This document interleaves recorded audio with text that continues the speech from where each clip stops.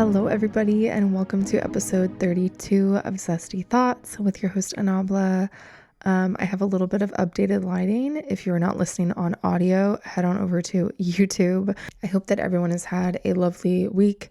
I've had a pretty chill week. My weekend was very relaxing. Dropped off some donations for fire victims. And what else did I do this weekend? Got food with my parents. My father and we went and spread some ashes for his mom, my grandma, my Nana. She passed away in 2020. So that was a long time coming. So we finally did that. So that was really beautiful. Right around sunset. It was just great. Some great little bit of closure, and said some prayers, and really thinking heavily on her, and we miss her so much. She influenced me and obviously my father. My dad grew up with her, lived with her primarily for his whole childhood, but she influenced me particularly a lot, spiritually, food wise. She was always into macrobiotic eating and kind of healthy eating. So I take a lot of inspiration from her as far as food goes. And fashion wise too, I was blessed to be able to inherit her clothes. And she has the coolest clothes ever. She was hippie. She's born in the 30s and was the epitome of a hippie in the 60s and 70s. And she had the coolest clothes ever. So I was able to inherit a lot of them. Anything that didn't fit, I gave to my best friend Rocky, because my Nana was kind of petite. But yeah, anyway, so that was lovely. So I had a pretty chill weekend, did some grocery shopping, meal prepping, same old, worked on some of my demos. I'm getting close on a few of those songs. I just need to track more vocals, figuring out kind of a vocal booth situation here in my place right now, since I don't have a permanent actual vocal booth setup or access to one right here. I'm figuring that out. So yeah, I had a pretty chill weekend. So on to some of my thirsts for the week. First off, my parents and I started this new TV show called Landman. It's on Paramount Plus. You can get a free trial for Paramount Plus or through Amazon Prime. For Paramount Plus to watch it, and it's really good. It's a comedy / drama. I don't know, there's a lot of comedic relief, but it's kind of also a drama. It's based in Texas, and I don't know what area, Midland, I think they said, but I don't know Texas, so I don't know where that is. But it's surrounding the stories of a bunch of men that work for an oil company, that work out on the rigs, repairing them, servicing them, all that kind of stuff. And it's very, very interesting. It dives a little bit into the lifestyle and kind of the inner workings of, what that's like. I don't know how accurate it is, but the show is really good and I would highly recommend it. So that's my new favorite show recently. I've also been watching Empress season 2, which is so good. I was so excited to see that they finally came out with a second season. The first season was really, really good. If you have not watched it, I highly recommend. Small spoiler for season 2, the king's mom, the queen mother, I cannot stand that woman. She literally grinds my gears so much. I get anxiety watching the show because of how disrespectful and how toxic she is to her daughter-in-law. She is just perpetuating the patriarchy, and it's so messed up when you see a woman doing that. It's obviously bad when a man does it, but it's more expected, we expect that of men. We're not as surprised when we experience that, men upholding patriarchy, but when a woman is fully entrenched in it, brainwashed, like, and just like continues to perpetuate it within her power. It's crazy. Now I know there's like layers to that to an extent there's like only so much that a woman of that like time period could do. But still, she has a lot of power in the show, clearly, in the family and in like the royal family. She holds a lot of weight. It's pretty obvious. So like, yeah, it's super cringe. Anyway, that wasn't really a spoiler, but she's just insufferable. And if you watch the show, you will see what I'm talking about. It's like very, very, very nerve-wracking to watch, but show's really good. So those are my 2 shows I'm obsessed with this week. Banks released an unplugged version of her entire Goddess album.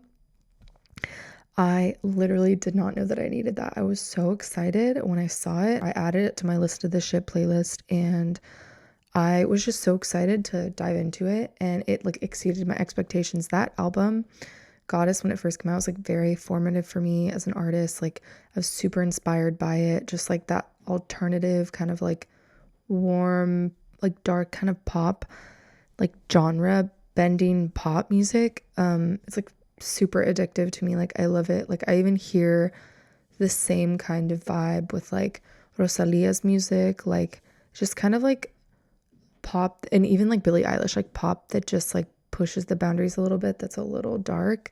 And I love it. It's like my favorite thing in the world, and there aren't that many artists that like really pull that off, but like also have like really satisfying like songwriting and like really satisfying just like songs. The mix of the two is like kind of like partially my goal as an artist too, so it's like it just like fuels the fire for me for sure. But yeah, I love it. That album was so formative. Just every song in it is amazing, and the unplugged versions were so good. The only one I didn't really like was Goddess. She went off at the end, and I just feel like there were too much effects on her voice, so the processing, like the vocal processing in some parts of the end of it were like a little bit off-putting, but literally every other song, the unplugged version was just like, oh, like so satisfying, especially if you know that album really well. Hearing those songs broken down was just like, it was just so tasteful, and it was so well done, and it just makes me like more obsessed with those songs and more obsessed with her. I didn't think that was possible. But yeah, 10 out of 10. I would suggest going to listen to like the original album Goddess if you have not heard it yet from start to finish. Just digest that for like a month and then go listen to the unplugged version, because it's like, it's crazy. It's so, so, so well done. Okay, those are my thirsts for the week. I'm gonna hop into 2 other topics for the pod today. So in a previous episode, I was talking about how when I go on my hot girl walks, I like to like look at nature and trees and like plants and like things like that in my neighborhood. There's a lot to look at. And so I went into a rabbit hole because my thought was, oh, I want to like be an expert in something. Like people are like bird watchers and they like know a lot about birds, so they know a lot about like plants or flowers or whatever. But I was like, oh, I like need my thing. I want to like know a lot about trees. So I actually did a deep dive, just like surface level, just to get like a basic understanding of like qualities of trees and things to look out for. And I found the best video ever on YouTube. This guy, I forget his name, but I'll link the video in the description if you want to also watch it and learn about trees. Basically, I did not know that you could tell so much about a tree from the bark alone. So he went through like a bunch of different kinds of trees and talked about, based on the quality of the bark and like the color and like the texture and all of that, how you can identify certain types of trees. So like, for example, beech trees have really like tight bark that's like smooth, and it scratches really easily. So if you see trees where like people write their heart, you know, like a heart with their initials in it, it's usually a beech tree, because it scratches really easily. It's not hard to carve. Cedars have stringy bark, and there's like little drill holes sometimes from woodpeckers. Not all cedars, but like some, because I guess woodpeckers like cedar. And then there's a reddish like layer underneath the top layer of bark. Last tree, pine, which I feel like I can identify pine already myself because I don't know, I feel like growing up there were a lot of like pine trees near where I lived. A lot of like pine cones and pine needles, at least like one neighborhood that I used to live in. So to me, that's like a little bit more obvious. I feel like I could just spot a pine if I saw it. If I know it when I see it, you know? You'll see sap at branch points and a ring also at the branch points. That was the last tree. Thank you for listening to my rant about trees. Now that I know all of that, I'm literally going to go on my walks and like look for specific trees and try to identify the trees on our street, because we have these massive trees on our street along the whole street, like for like a few blocks, that are humongous and that drop like berries and like leaves all throughout the year, which is like kind of annoying because I have to get my car washed more often. But there's a lot of like birds and a lot of squirrels and owls that live, I think, in those trees. So it's like great for like the environment and stuff like that. It's great. It's great shading for our street, which is great because actually I was reading up something like years ago about like city planning and like lowering energy costs for cities, and one way to lower energy costs for a neighborhood or for like an area or a city is to plant more trees. Basically, the more trees you have, the more shade that's provided. And obviously, if a tree is like over a house and provides shade to the house, then in the summer, the house has to use less energy to cool down. And if the tree is covering asphalt, then overall the temperature of the neighborhood will decrease because it will cool the asphalt. And people underestimate like the heat that asphalt like traps and then like bakes into like the neighborhood. Do you know what I mean? I don't like know how that works, but long story short, that like planting more trees can be helpful for energy costs and like energy efficiency. And I feel like we could all like use more of that, especially the power grid in Los Angeles. We need all of the flexibility that we can get. It's pretty strapped, especially in the summer, because I think that summers have gotten hotter generally than maybe they were when like a lot of the power lines and main parts of the power grid like were built and designed. And a lot of housing in Los Angeles does not have like central AC or even like window units, you know, like we have one here at our place, but my room doesn't have one. So in the summer, my room gets pretty hot.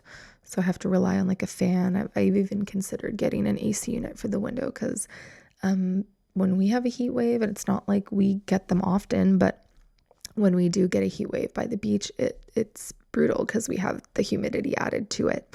But yeah, when I lived in the valley, I lived in a house that was an older home. I think it was built in like the 60s or 70s, and pretty good size home. Like there were 4 bedrooms, 2 baths. Living room was a decent size. Kitchen was like kind of medium to small. So maybe like 2,000 something square feet, maybe. But regardless, when we had heat waves in the summer in Van Nuys, it was really, really, really brutal. We had to have the AC on, and it's kind of nuts that this is even a thing. Like if you take into retrospect, like, wow, 77. But like, I remember living there at the time that like the LA DWP would recommend we set the thermostats to 77 degrees, which like that's fucking hot. Like if that's the coldest it's gonna get in your house, like you're still gonna be hot in your house. And like in from my point of view, it's like, what's the point of me cooling my house if I'm still gonna be like hot inside of it? Like I get it, retrospect, like you come from like 112 outside, stepping into 77 degrees is gonna feel really good, but like at some point your body's gonna adjust and you're still gonna be like hot in your own home. But like, because the energy grid is so fragile and everybody obviously in that area of Los Angeles is using like their ACs at the same exact time, it's like really, really big stress on the power grid. And the worst part was that the house was painted like a dark, dark, dark gray, basically black in the exterior. Like, no offense to my previous landlord, but like, why? Why would you paint a house in the valley anywhere where like it's triple digits for like weeks out of the year, every single year? Why would you paint a house any dark color? Like, what? That just made no sense. I remember like the first summer living there, I was like, what? Why is the house dark? Because it's just gonna like absorb all that heat. So yeah, that did not help at all. That made it probably worse off than we thought. We did have an orange tree in the backyard, but it did not go over the house at all. There was a tree in the front yard that during some seasons would like cover part of where my bedroom was, because my bedroom was the front bedroom right by the entrance.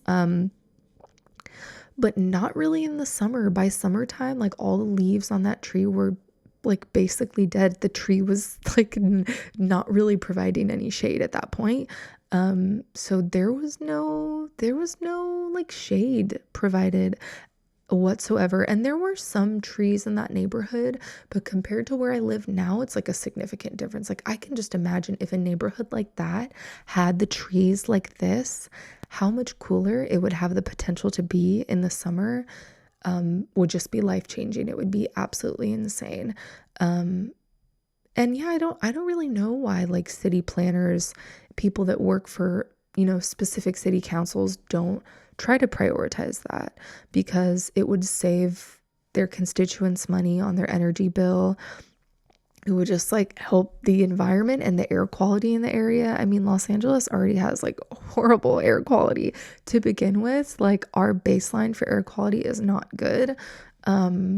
Even with all the trees and like forest areas that we have, it's still pretty bad. So like, we'll take all of the trees that we can get, and indoor plants, you feel me? Yeah. If I worked in city or like local government, especially in an area like that where it gets so hot, I would definitely be prioritizing some type of drought resistant tree that, has minimal upkeep and some just provides some type of shade in residential areas to kind of help offset energy costs a little bit.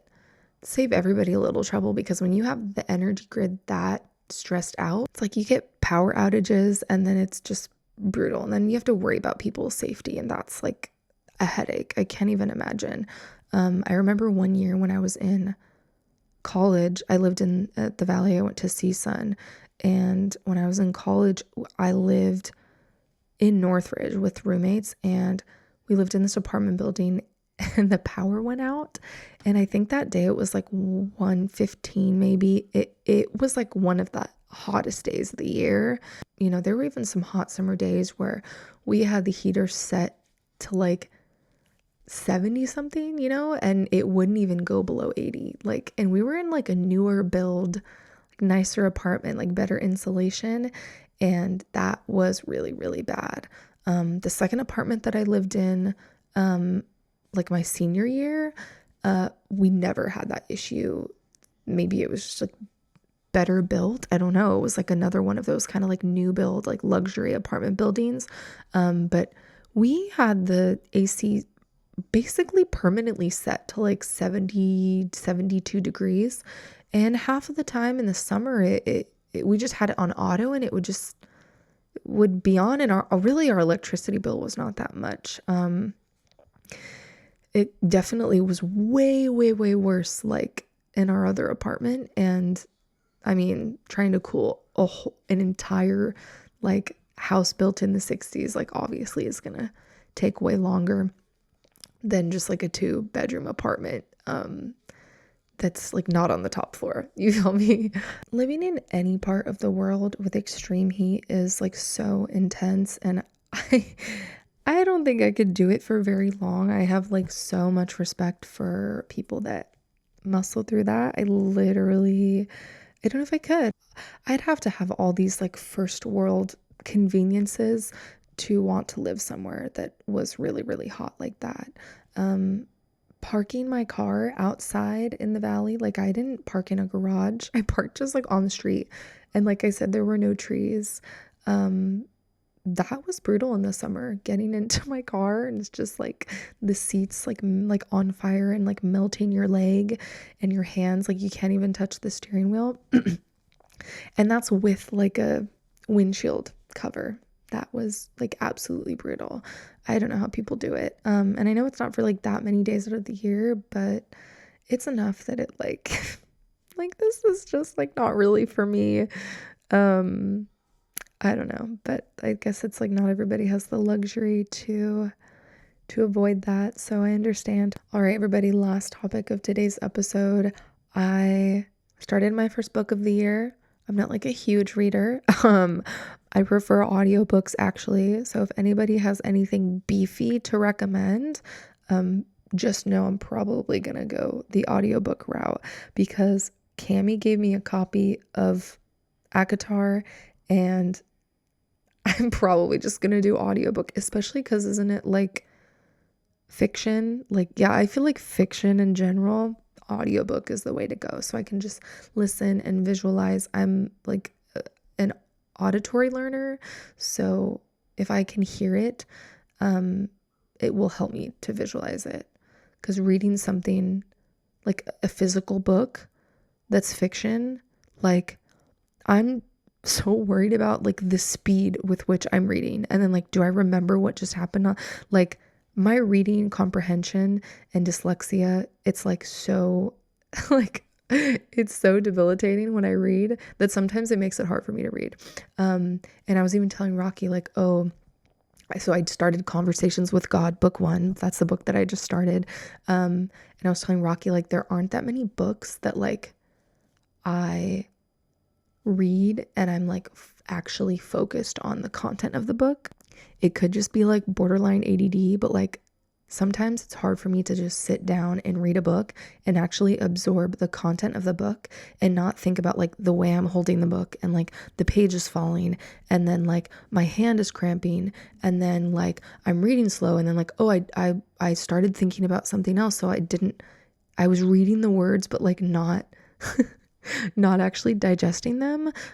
Yeah, for sure ADD. Like, and I think I actually see it come out most when I read. To me, that's like the task that is the hardest because of my ADD. So sometimes it's hard, especially with fiction, if there are a lot of like stories to follow and a lot of characters and like subplots. There is no way in hell that I'm going to be able to keep track of everything if I'm distracted by all those other things and like my own thoughts that have nothing to do with the book that I'm reading. Like I'll just be reminded of something or someone while I'm reading a book and then I'll start thinking about that and it'll just completely throw me off. So ACOTAR, I think I'm going to have to do audiobook. Pretty much any fiction, I think audiobook is the way to go, at least for me. But anyway, I started with Conversations with God. I am absolutely obsessed with it so far. I had been recommended this book by so many people for a long time, and I've heard so many good things about it. I just like never jumped the gun. I literally have a list of books in my notes app, and it's a really long list. So I'm like, how am I even gonna get to all of these? Like, I'm a slow reader to begin with, and like I try to like throw reading into my daily routine, but sometimes it's hard when I'm listening to other podcasts, when I'm working on my podcast, when I'm working on music, when I'm reading, when I'm teaching, when I'm trying to listen to new music. Sometimes the amount that I can consume is like I've reached my max of how much I can consume in a day, and then I don't have the capacity to read. Okay, bye. This cat, I don't know what she wants. She has been begging like crazy. After we gave her the advent calendar for the month of December, which basically was literally a treat every single day, She has been so spoiled. That was a total mistake. We're never doing an advent calendar again because, dude, now every single day she wants a treat. And I'm like, I got her bursts. She loves the little, like, I forget what brand. They're like these burst treats that are like soft on the inside. And then I give her the squeezes. Anyway, sorry for the distraction, but literally, we already gave her bursts today. Like, she needs to chill. She's so spoiled. Anyway, I started Conversations with God, and this book is so eye-opening. I've been reading it like any chance that I get. It's one of those books where like I said, I read kind of slow, and sometimes I pick up a book and I'm like, I wish I could read faster so I could like consume this faster because it's just like so good. And it's funny because most people, when they really like a book, like they want it to like last forever. But I feel like I'm the opposite. Like I want to like know all of this. I want to like consume all of this. That's so good. And I don't want to savor it. I want to consume it now and just like get it now, like instant gratification, you know? I wish I could read faster so I could just like read it faster and like get it all in. But it's so, so good. It's I'm only like 30 pages in. I like just started it, but it's one of those books kind of like Power of Now and Divine Romance where like it's so like it satisfies a certain layer of like my like spiritual understanding and like my spiritual awareness and beliefs, and it aligns with them in such a weird way like already, that there's just something about it that clicks. It's such a unique format and I can see why everybody loves it. It's like so just like addicting. The idea of like stream of consciousness journaling and conversing with God is like so unique and just like so clever. And like yes, of course you can have a conversation with God because like you are God. Everything is God. We are God. Like it's not this thing that is outside of us. It's not this thing that is apart from us. It is us. And I don't know. It's so interesting. Like I'm just excited to read more. I do have one quote from it that is just like, I sent it to my boyfriend because I was like, this is so just like heartwarming. It's talking a little bit about the cross between like feelings and thoughts and like how they relate to each other. And basically God in the book says, feeling is the language of the soul. If you want to know what's true for you about something, look to how you're feeling about it. And I think that's so, it's such a simple concept, but it rings true for me. Sometimes I like deny myself like the reality of a situation, because I'm like in denial I'm in denial of my feelings about it, you know? And the reality of a situation may be very blatantly obvious. And my questions may be answered about a situation if I were to just not deny my feelings, like my instinctive feelings, without judgment. You know, sometimes I place judgment on my feelings and then I'm like, no, I shouldn't feel that, or like, no, that's not like a fair feeling. And sometimes I kind of catch myself invalidating my own feelings.